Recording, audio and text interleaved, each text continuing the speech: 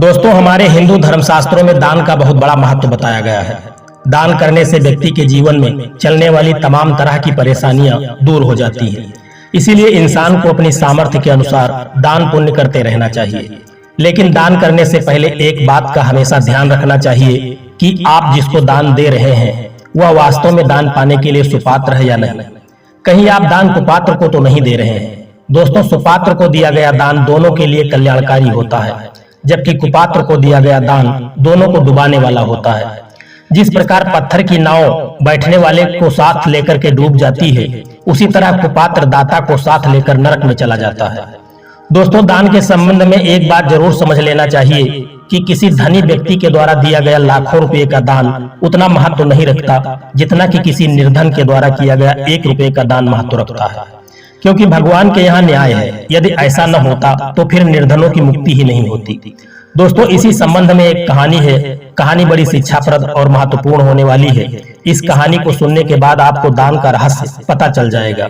इसीलिए आपसे निवेदन है कि कहानी को पूरी सुनना और वीडियो के अंत तक साथ बने रहना। दोस्तों, एक राजा अपनी प्रजा के साथ तीर्थ यात्रा करने के लिए निकला।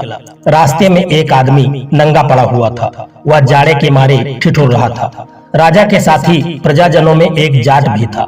उसने अपनी 2 धोतियों में से एक धोती उस नंगे आदमी को दे दी। इससे उसके प्राण बच गए। जाट के पास पहनने को एक ही धोती रह गई। आगे जब वो कुछ दूर गए तो वहाँ बहुत बड़ी धूप थी, पर उन्होंने देखा कि बादल उनके ऊपर छाया करते हुए चले जा रहे हैं।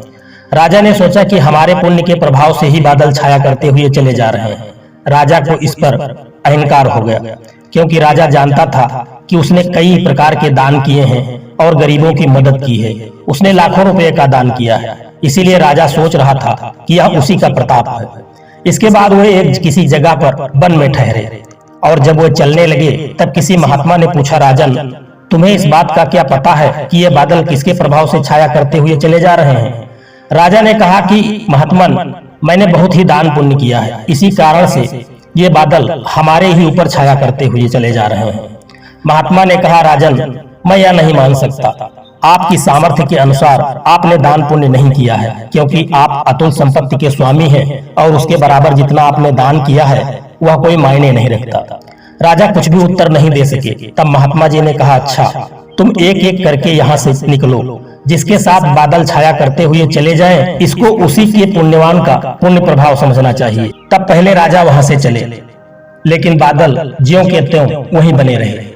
फिर एक एक करके सब प्रजाजन चले गए, लेकिन बादल वहीं पर रहे। तब राजा ने कहा कि देखो, पीछे कौन रह गया है। जब पीछे देखा गया, सेवकों ने देखा तो देखा कि वहां एक जाट है जो सो रहा है। उन्होंने जैसे ही जाट को उठाकर वे राजा के पास लाए, तब बादल भी उसके साथ साथ छाया करते चले गए। तब महात्मा जी बोले, यह इसी के पुण्य के प्रभाव है, जिसके कारण बादल इनके ऊपर छाया करते हुए जा रहे हैं। यह हम लोगों के साथ में है, इसीलिए बादल हम लोगों पर भी छाया करते हुए जा रहे हैं। राजा ने उससे पूछा कि तुमने ऐसा कौन सा पुण्य किया है जिसके कारण यह बादल तुम्हारे ऊपर छाया कर रहे हैं?